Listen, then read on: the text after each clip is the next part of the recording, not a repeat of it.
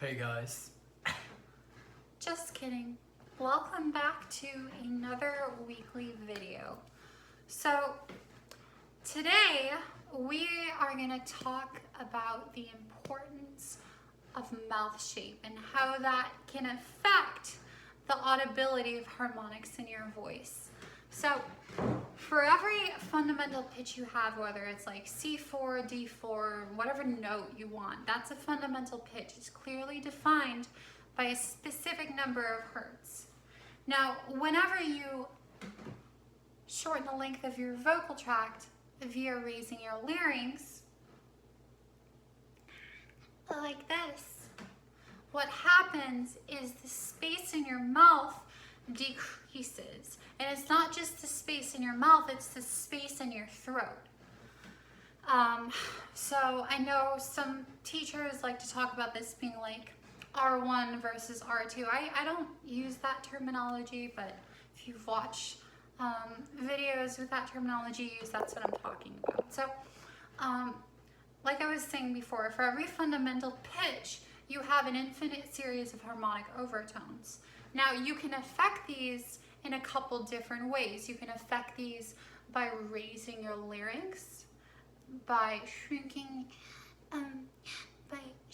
your oral cavity a little, right? So the smaller that I talk, hear the difference compared to my normal speaking voice, because I don't normally talk like this because I don't really like the sound, to be honest, but you know, to each their own. Now, the trick here is when you're dealing with mouth shape, what really helps is if you kind of imagine that you're sucking on a lemon, right? You can see how small the edges of my mouth get, right? And a way that you can kind of make sure that you're not opening up your oral cavity too much here is actually placing your index finger and your middle finger on either side of the edges of your lips, okay?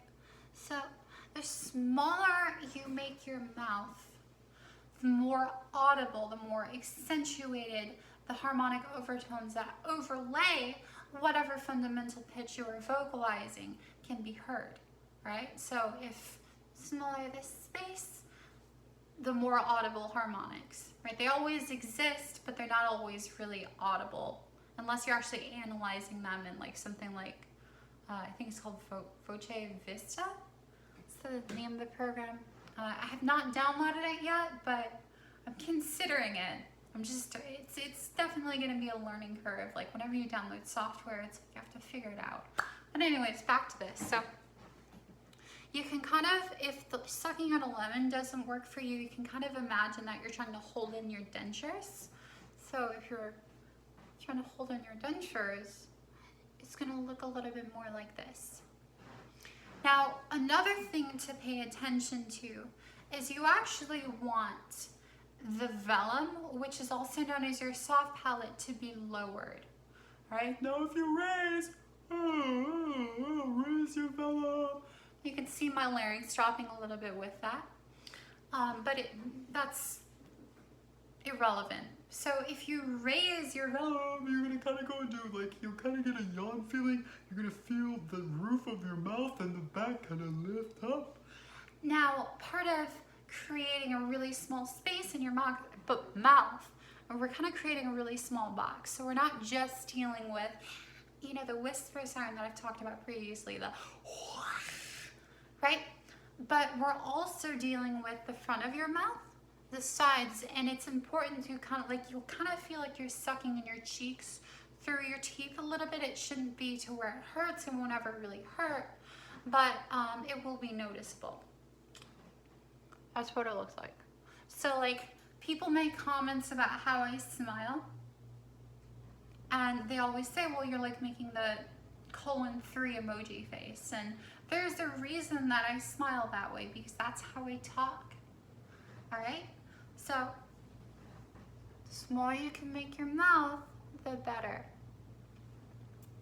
So now, right now my larynx is up, but it's not up as high as it could be. Now, actually sound something like this. Now, watch my mouth shape. The smaller I keep my mouth, the better. Now, going back to the velum, talking about the velum, in order to kind of lower it, what you can do is you want to make like a buzzy E sound. E, E, E, E, E. Very short staccato, and all staccato means is it's individual tones, individual vocalizations. You're not E, you're E, E, E, E. And we're actually utilizing what's known as the glottal stripe to kind of give us that short burst, right? So it's gonna feel like E, E, E, E, E. When you make that sound, make sure it's buzzy. You'll kind of feel it in the front of your mouth. Something that helps for this is if you kind of imagine that there's an invisible ball of energy about this small in front of your mouth, E, E, E, and that's kind of where you want to send sound to. But imagine that you're kind of sucking on a lemon. Another thing that can really help with this to reduce some of that lower end of the frequency spectrum, you place your index finger directly over your trachea. Now, sound isn't actually exactly in the trachea, but you'll feel some vibration, some offshot vibration out of just because like the sound is contained within the tube of your vocal tract from your larynx to your lips. So now if you place your finger here and you make a really soft hum,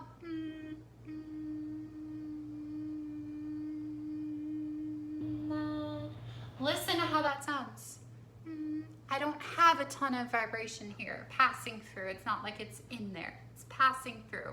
At least that's how it feels. That's considered, I believe, to be there's spatial resonance, and then there's I forget the name. I'm blanking because I'm nervous, but I will put it in the comments.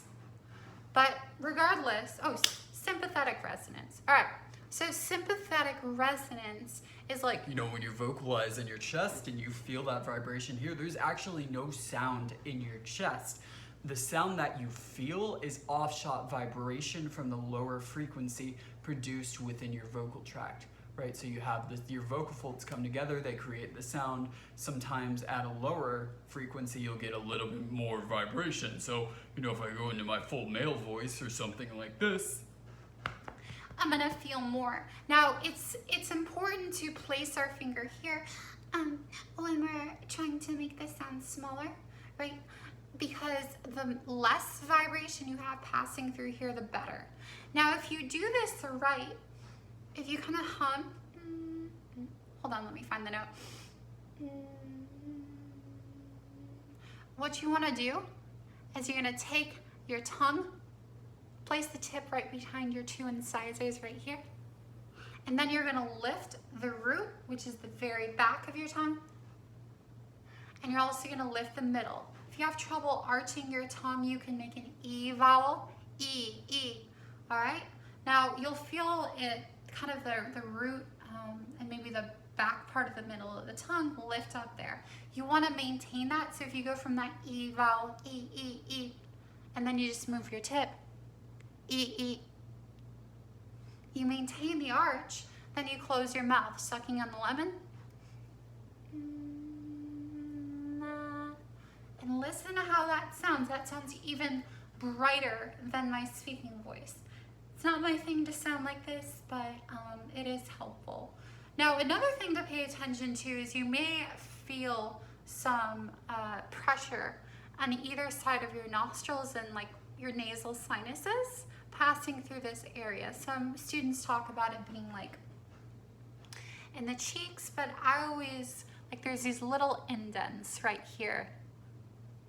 Like it's directly next to your nostrils. If you do this right, you keep your tongue arched, you suck.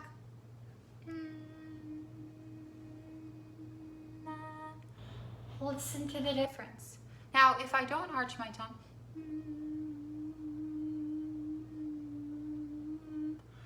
not the same sound, right? So this is dealing with spatial resonance, right? So we're creating this really small box with the front of our mouth, the sides, the bottom by lifting our larynx, the top by lowering our velum, and then the back by dealing with oropharyngeal closure, which will be the next video. So thanks for tuning in. Of course, I do offer voice lessons, so if you want to If you want to come in for voice lessons, at any point, the link to my website will be below. So, thanks for tuning in. Happy Thursday. Sorry about how I look. I know I'm a mess, but I'm showing up. I'm doing my job. So, have a great day, everybody. Like, comment, subscribe, and share. All right?